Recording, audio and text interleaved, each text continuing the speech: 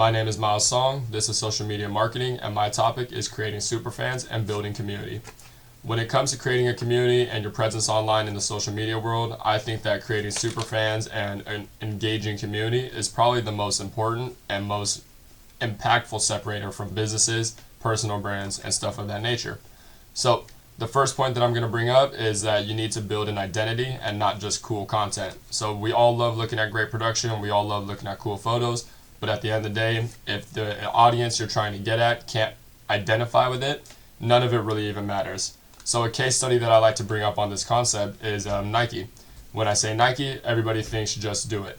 That's their identity right there. So Nike's premise is built off the concept that everybody's an athlete, whatever their profession is, and then they can be a high accelerator or somebody that is successful within that domain. So that is the way that Nike gets people to identify with their brand and also be loyal to who they are and what they represent. My second point, you got to have community over audience. So this is going deeper down the same train of thought, and pretty much all the concepts in this are within the same ballpark. They're just elaborations onto each other. But what community is over audience is people that just watch your stuff and don't feel engaged and don't have a prompt to feel like they play a role in it. Community is when people are able to feel like they're included and also feel like they're an important piece of making this whole show run.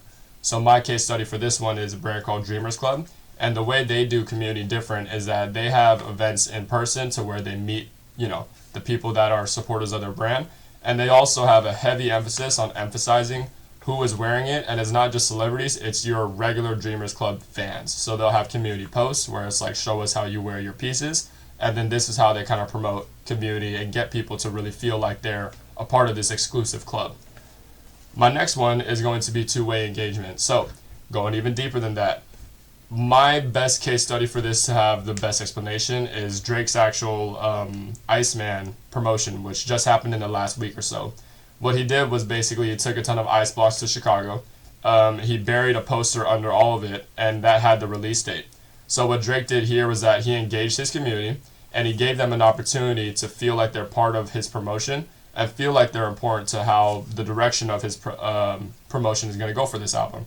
So he asked the fans to go dig out the poster, find out when the album's going to be coming out, and that's how you build two-way engagement. You leave the door open, and you let your people and your community walk right through it. That's how they feel engaged.